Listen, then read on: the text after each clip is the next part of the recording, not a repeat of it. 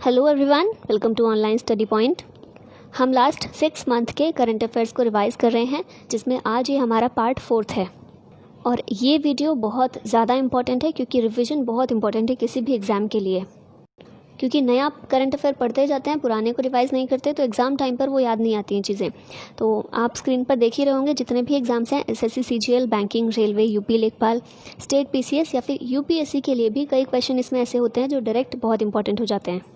तो इसलिए वीडियो को ज़रूर एंड तक देखिएगा। 50 क्वेश्चन आपको यहाँ पर देखने को मिलेंगे। तो अपना स्कोर भी आप बता सकते हैं कि कितना आपने प्राप्त किया। रिवाइज़ करके ही, मैं उम्मीद कर रही हूँ रिवाइज़ करके ही आप इसको देख रहे होंगे। ठीक है, तो चलिए इसी के साथ शुरुआत करते हैं। पहला हमारा क्वेश्चन है, निम्न में से किस जगह दक्षिण भारत का पहला मुद्रा संग्रहालय खोला गया था? तो ये है बेंगलोर में। ठीक है, बेंगलोर में पहला दक्षिण भारत का पहला मुद्रा संग्रहालय खोला गया है। इसमें प्राचीन समय से लेकर, एंशियंट टाइम से लेकर अभी तक की जितनी भी मुद्राएं हमारे पास उपलब्ध थी, अवेलेबल थी, उन सभी को इसमें रखा गया है, इसमें शामिल किया गया है। नेक्स्ट क्वेश्चन है, श्रीकांत श्रीनिवास किस देश की फेडरल सर्किट कोर्ट के मुख्य न्यायाधीश बने? ये बने हैं अमेरिका के मुख्य न्यायाधीश और ये पहले इंडियन अमेरिकन हैं। ठीक है, पहले इंडियन अमेरिकन जज हैं जो मुख्य न्यायाधीश बने हैं अमेरिका की फेडरल सर्किट कोर्ट में। नेक्स्ट क्वेश्चन है, अंतर्राष्ट्रीय न्यायिक सम्मेलन का आयोजन कहाँ किया गया? अंतर्राष्ट्रीय न्यायिक सम्मेलन, इसका आयोजन किया गया था नई दिल्ली में। ये किसके द्वारा ऑर्गेनाइज की गई थी? अंतर्राष्ट्रीय न्यायिक सम्मेलन ये ऑर्गेनाइज किया गया था सुप्रीम कोर्ट ऑफ इंडिया के द्वारा। और थीम क्या थी? 2020 में जो ऑर्गेनाइजेशन हुआ, इसकी थीम थी judiciary and the changing world. ठीक है, और कहाँ पर आयोजन इसका किया गया? नई दिल्ली में। कहाँ पर देश की पहली तैरने वाली जेटी और आव्रजन सुविधा केंद्र का उद्घाटन किया गया? तो इसका उद्घाटन किया गया गोवा के पणजी में। ठीक है, देश की पहली तैरने वाली जेटी और आव्रजन सुविधा केंद्र पणजी में, गोवा की राजधानी पणजी में इसको उद्घाटन इसका किया गया। और इसे मांडवी रिवर, जो गोवा की मांडवी रिवर है, उसके बैंक पर इसको लोकेट किया गया है।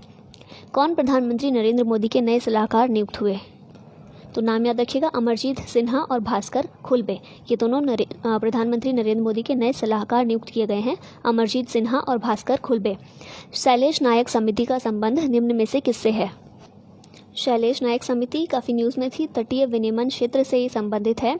जो कोस्टल एरिया होता है हमारा, वहाँ पर जो पोल्यूशन है वो बहुत इंक्रीज़ धीरे धीरे देखा जा रहा है।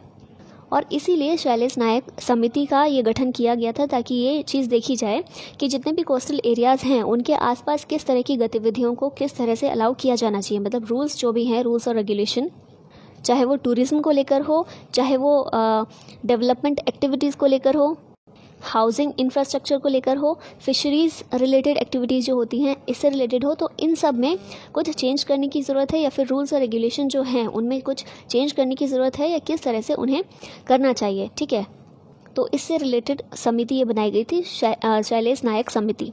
नेक्स्ट क्वेश्चन है, तमिलनाडु के मुख्यमंत्री ने विधानसभा में किस दिन को राज्य बालिका संरक्षण दिवस के रूप में मनाने की घोषणा की? तो ये डेट है 24 फरवरी। 24 फरवरी को तमिलनाडु के मुख्यमंत्री ने राज्य बालिका संरक्षण दिवस के रूप में मनाने की घोषणा की, राज्य बालिका संरक्षण दिवस। और 24 फरवरी को होता क्या है, तो जो फॉर्मर चीफ मिनिस्टर हैं तमिलनाडु की, जयललिता, उनका बर्थडे है ये 24 फरवरी, उनकी बर्थ डेट है, बर्थ एनिवर्सरी है। और इसीलिए इस दिन को राज्य बालिका संरक्षण दिवस के रूप में मनाने की घोषणा की गई है। भारत और म्यांमार के बीच किन दो शहरों के बीच बस सेवा शुरू करने हेतु समझौता ज्ञापन हस्ताक्षरित हुआ? तो भारत और म्यांमार के बीच इम्फाल और मांडले के बीच में बस सेवा शुरू करने के लिए समझौता ज्ञापन को हस्ताक्षरित किया गया है। ठीक है, इम्फाल और मांडले के बीच में। हेरथ महोत्सव निम्नलिखित में से किस स्थान का एक महत्वपूर्ण त्यौहार है? तो ये है जम्मू कश्मीर का एक महत्वपूर्ण त्यौहार। और जितने भी ये इम्पॉर्टेंट त्यौहार होते हैं ना, जो ट्राइबल रिलेटेड होते हैं, ये बहुत इंपॉर्टेंट होते हैं। और कुछ अलग अलग स्टेट्स में जो उनका स्टेट का कोई स्पेसिफिक त्यौहार होता है, उनकी एक लिस्ट बना लीजिएगा, ताकि जब भी टाइम आए एग्ज़ाम का तो आप उसको क्विकली रिवाइज कर सकें। क्योंकि एक आधा क्वेश्चन तो इस फील्ड से आ ही जाता है, तो इसको अच्छे से कर लीजिएगा। हेरथ महोत्सव ये जम्मू और कश्मीर का है। वन्य जीवों की प्रवासी प्रजातियों के संरक्षण पर 13वां कॉन्फ्रेंस ऑफ पार्टीज यानी कि COP13 ये कहाँ आयोजित हुआ? तो इसे आयोजित किया गया था गुजरात के गांधीनगर में। ठीक है, तो इसका राइट आंसर होगा सी।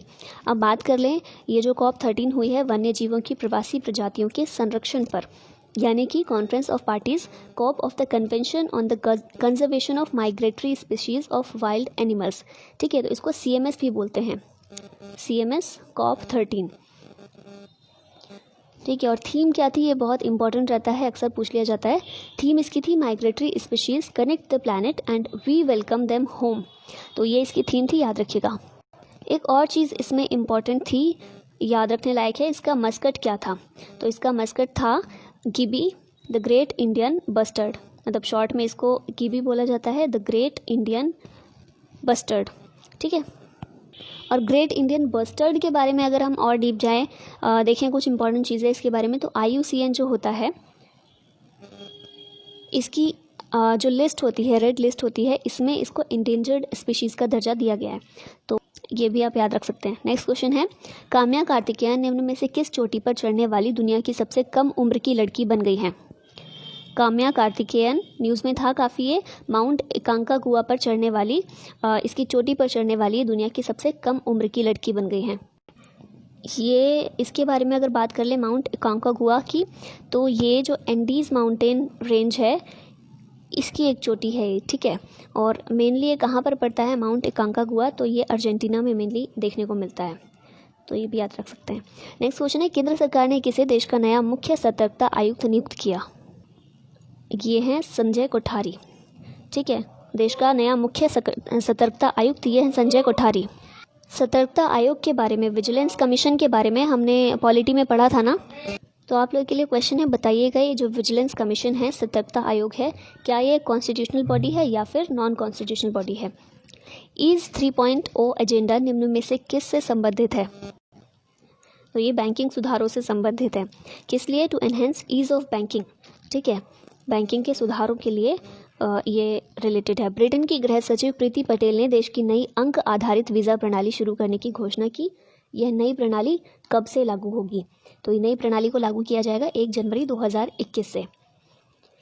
कौन सा भारतीय football club AFC champions league के ग्रुप चरण के लिए अर्हता प्राप्त करने वाला पहला भारतीय फुटबॉल क्लब बना है। तो ये है FC गोवा। FC यानी कि फुटबॉल क्लब गोवा का। केंद्रीय मंत्रिमंडल ने कितने वर्ष की अवधि के लिए 22वें भारतीय विधि आयोग के गठन को मंजूरी दे दी है। तो विधि आयोग ये 3 वर्ष के लिए गठित किया जाएगा, 22वां विधि आयोग। ठीक है, लॉ कमीशन ऑफ इंडिया। और इसकी बात करें तो एक चेयरपर्सन होते हैं, इनके अलावा इसमें 4 फुल टाइम मेंबर्स भी होते हैं। और मेनली ये काम करता है लीगल रिफॉर्म्स के लिए। कौन सी मिनिस्ट्री के अंदर आता है, ministry of law and justice के अंतर्गत ये आता है। चेन्नई में संपन्न NTT ASTC triathlon Asia cup 2020 के पुरुष वर्ग का खिताब किसने जीत लिया।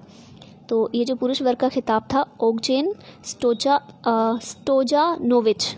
ठीक है, इन्होंने ये खिताब जीता है। किस फुटबॉलर ने 1000वां मैच खेलने की उपलब्धि प्राप्त की।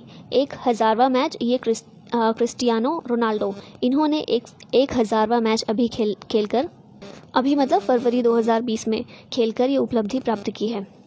चित्र भारती फिल्म महोत्सव का 3रा संस्करण कहाँ आयोजित किया गया था। ये आयोजित किया गया था अहमदाबाद में। चित्र भारती फिल्म महोत्सव अहमदाबाद में। टेबल टेनिस प्रतियोगिता हंगेरियन ओपन 2020 के पुरुष युगल का रजत पदक अंचिता शरथ कमल ने किस जोड़ीदार के साथ जीता।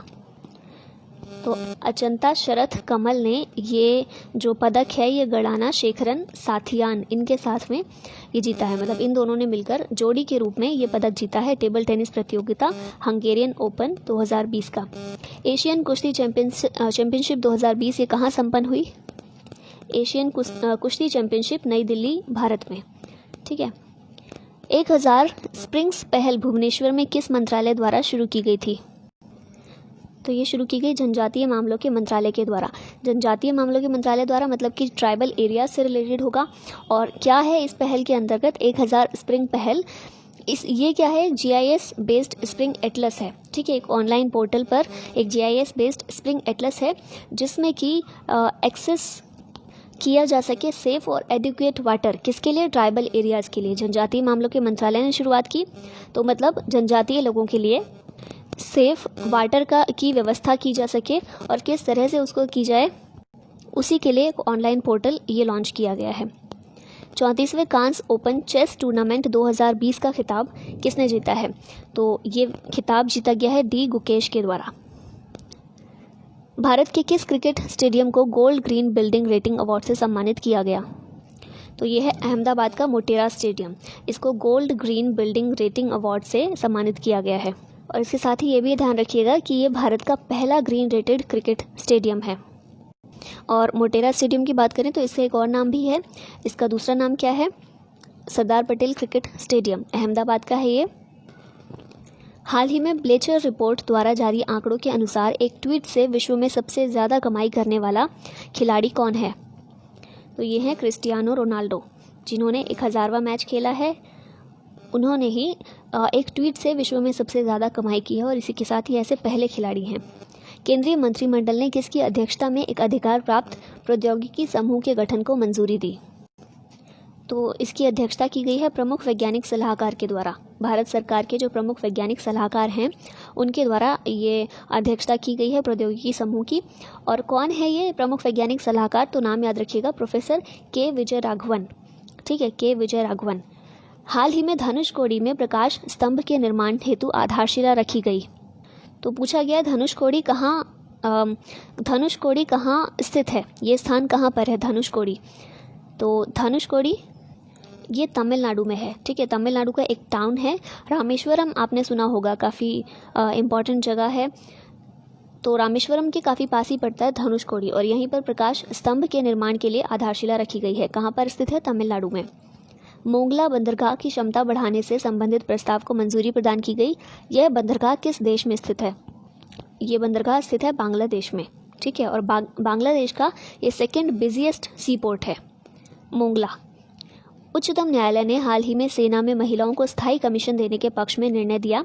इस निर्णय से क्या प्रभाव पड़ेगा? तो इस निर्णय से सशस्त्र बलों में लिंग भेदभाव की समाप्ति होगी। इस निर्णय से सभी नागरिकों को अवसरों की समानता मिलने को बढ़ावा दिया जाएगा और देश में विकासवादी प्रक्रिया को बढ़ावा मिलेगा। तो ये तीनों ही स्टेटमेंट बिल्कुल ठीक हैं। ये जो निर्णय लिया गया है कि स्थायी कमीशन में महिलाओं को भी स्थान दिया जाएगा, स्थायी कमीशन के पक्ष में निर्णय जो दिया है सुप्रीम कोर्ट ने, उससे ये सभी चीज़ें प्राप्त होंगी। ई गवर्नेंस 2020 पर राष्ट्रीय सम्मेलन किस शहर में आयोजित हुआ? ई गवर्नेंस 2020 पर राष्ट्रीय सम्मेलन ये आयोजित हुआ मुंबई में। सेन की नदी अपने सिकुड़ते आकार के कारण चर्चा में रही। यह निम्न में से किस शहर से होकर बहती है? तो ये सेन की नदी ये कहाँ पर है? अरुणाचल प्रदेश के ईटानगर में। दिल्ली पुलिस ने किस कैब प्रदाता के साथ मिलकर कैब में यात्रा करने वालों की सुरक्षा सुनिश्चित करने हेतु नई दिल्ली स्थित इंदिरा गांधी अंतर्राष्ट्रीय हवाई अड्डे पर हिम्मत प्लस ऐप लॉन्च किया? हिम्मत प्लस ऐप दिल्ली पुलिस के द्वारा किस कैब प्रदाता के साथ मिलकर ये ऐप लॉन्च किया गया है? तो ये उबर के साथ। ठीक है, उबेर लिखा हुआ है, उबेर भी इसको पढ़ सकते हैं आप। उबर के साथ मिलकर हिम्मत प्लस ऐप दिल्ली पुलिस के द्वारा ये लॉन्च किया गया है। भारतीय पर्यटकों को भूटान जाने के लिए प्रतिदिन के हिसाब से कितना शुल्क देना होगा? तो भूटान ने जो शुल्क भूटान पहले नहीं लेता था भारतीयों से, अभी भूटान ने शुल्क को बढ़ा दिया है, शुल्क को लगा दिया है भारतीय पर्यटकों पर और 1200 रुपये कुल अब देने पड़ेंगे। ठीक है, भूटान जाने के लिए प्रतिदिन के हिसाब से। तो अभी भूटान ने एक्सपेंसिव कर दिया है टूरिस्ट के लिए ये, और सिर्फ भूटान ही नहीं बल्कि भूटान ने सिर्फ इंडिया के लिए नहीं बल्कि बांग्लादेश और मालदीव्स के जो भी टूरिस्ट जाते हैं भूटान में उनके लिए भी ये शुल्क बढ़ा दिया है। ठीक है, किस ट्रेन में एक सीट एक देवता के लिए आरक्षित है? ये भी बहुत इंपॉर्टेंट था और बहुत ज़्यादा न्यूज़ में भी था। काशी महाकाल एक्सप्रेस, ये जो नई एक्सप्रेस ट्रेन चलाई गई है इसमें एक सीट एक देवता के लिए भी आरक्षित की गई है। और अगर पूछा जाए किस देवता के लिए आरक्षित की गई है तो भगवान शिव के लिए। काशी महाकाल एक्सप्रेस नाम ही है इसका, तो भगवान शिव के लिए ये समर्पित की गई है, एक सीट उनके लिए खाली छोड़ी गई है। मोज़ेक मिशन निम्न में से किससे संबंधित है? मोज़ेक मिशन ये आर्कटिक क्षेत्र की जलवायु का पता लगाने के लिए, स्टडी करने के लिए, अध्ययन के लिए ये मिशन शुरुआत की गई है इस मिशन की, तो ये संबंधित है आर्कटिक जलवायु से। केंद्र सरकार ने रक्षा अध्ययन और विश्लेषण संस्थान का नाम परिवर्तित कर किसके नाम पर रखे जाने का निर्णय किया है? रक्षा अध्ययन और विश्लेषण संस्थान, इसका नाम परिवर्तित करके मनोहर पर्रिकर के नाम पर रखे जाने की घोषणा अभी कुछ समय पहले की गई थी। ICICI बैंक की iBox एक सेल्फ सर्विस डिलीवरी सुविधा है। यह सुविधा उपलब्ध होगी, कितने समय के लिए उपलब्ध होगी? तो हफ्ते के 7 दिन और 24 घंटे 24/7 ये सुविधा उपलब्ध रहने वाली है। iBox ICICI बैंक के द्वारा। भारतीय राष्ट्रीय महासागर सूचना सेवा केंद्र किस स्थान पर स्थित है? INCOIS फुल फॉर्म क्या है? Indian national centre for ocean information service, भारतीय राष्ट्रीय महासागर सूचना सेवा केंद्र। ये स्थित है हैदराबाद में। ठीक है, ये एक ऑटोनोमस बॉडी है। इसकी स्थापना कब की गई थी? 1999 में। और अर्थ साइंसेज की जो मिनिस्ट्री है, मिनिस्ट्री ऑफ अर्थ साइंसेज, उसके अंतर्गत ये आता है। हैदराबाद में इसका मुख्यालय है, इसका हेडक्वार्टर है। तो किस स्थान पर स्थित है? हैदराबाद में। हाल ही में स्विट्जरलैंड के टकसाल में विश्व का सबसे छोटा सोने का सिक्का बनाया गया है, जिसे देखने के लिए मैग्नीफाइंग ग्लास की ज़रूरत पड़ती है। इस सिक्के पर किसकी तस्वीर अंकित है? तो कई सारे क्वेश्चन आपके यहाँ कवर हो जाते हैं कि कहाँ पर ये सिक्का, विश्व का सबसे छोटा सिक्का, ये कहाँ बनाया गया? स्विट्जरलैंड के टकसाल में। ठीक है, और इसे देखने के लिए किसकी ज़रूरत पड़ती है? मैग्नीफाइंग ग्लास की। किसकी तस्वीर इस पर अंकित है? एल्बर्ट आइंस्टीन की। तो याद रखिएगा। The Times Higher Education emerging economies universities ranking में भारतीय विज्ञान संस्थान IISc को उभरती हुई अर्थव्यवस्थाओं के शीर्ष 100 विश्वविद्यालयों की सूची में कौन सा स्थान प्राप्त हुआ है? तो इन 100 विश्वविद्यालयों की सूची में भारत को 16वां स्थान प्राप्त हुआ है, भारत के IISc को। जूनियर पुरुष हॉकी वर्ल्ड कप 2021 का आयोजन किस देश में किया जाएगा? तो इसका आयोजन किया जाएगा भारत में। पुस्तक infinity variety of army life ये किसने लिखी है? इसकी राइटर हैं वरुणा वर्मा। ठीक है, तो आंसर होगा C, infinity variety of army life, Varuna Verma. हाल ही में राष्ट्रीय MSME पुरस्कार समारोह किस जगह आयोजित किया गया था? राष्ट्रीय MSME पुरस्कार ये आयोजित किया गया था दिल्ली में। केंद्रीय खाद्य प्रसंस्करण उद्योग मंत्री ने 2020 इंडिया पवेलियन का उद्घाटन गल्फ फूड 2020 में किस देश में किया था? तो इसका उद्घाटन किया गया था दुबई में। निम्न में से कौन भारत का सर्वाधिक शोरयुक्त शहर है? भारत का सर्वाधिक शोरयुक्त शहर यह है चेन्नई। ठीक है, चेन्नई भारत का सर्वाधिक शोरयुक्त शहर। मुझे पहले लगा था दिल्ली हो सकता है, but thankfully it was not. तो सबसे शोरयुक्त शहर भारत में यह है चेन्नई। 11 वायरस को किस देश में खोजा गया था? ये 11 वायरस जो खोजा गया था ब्राज़ील में खोजा गया था। और ये जो वायरस है ये अमीबा को इफ़ेक्ट करता है। ठीक है, अमीबा को ये इफ़ेक्ट करता है, मनुष्यों पर इसका कोई प्रभाव नहीं पड़ता है। DNA वायरस भी इसको एक तरह से बोला गया था। 11 वायरस कहाँ पर पाया गया था? ब्राज़ील में। नेक्स्ट क्वेश्चन है, पंकज आडवाणी को हराने के बाद आदित्य मेहता ने राष्ट्रीय स्नूकर चैंपियनशिप जीती। राष्ट्रीय स्नूकर चैंपियनशिप किस शहर में आयोजित की गई? तो फिर से एक ही क्वेश्चन से कई सारे आपके चीज़ें कवर हो रही हैं। पंकज आडवाणी को हराकर आदित्य मेहता ये राष्ट्रीय स्नूकर चैंपियनशिप के विजेता रहे। और ये चैंपियनशिप कहाँ हुई थी? पुणे में हुई थी। पद्मश्री से सम्मानित गिरिराज किशोर का हाल ही में निधन हो गया है। वह किस क्षेत्र से जुड़े हुए थे? तो ये जुड़े हुए थे उपन्यासकार। ठीक है, ये एक उपन्यासकार थे गिरिराज किशोर। किस शहर में अपशिष्ट से कला संग्रहालय खोला गया है? तो ये खोला गया है गंजम में। गंजम कहाँ है? ओडिशा का एक ये टाउन है गंजम। ठीक है, तो यहीं पर ये खोला गया अपशिष्ट से कला संग्रहालय। और लास्ट क्वेश्चन है आज का, श्रीलंका के वर्तमान प्रधानमंत्री का नाम बताइए। आई थिंक ये इसका आंसर तो आप लोगों को ही बताना चाहिए। श्रीलंका के वर्तमान प्रधानमंत्री कौन है?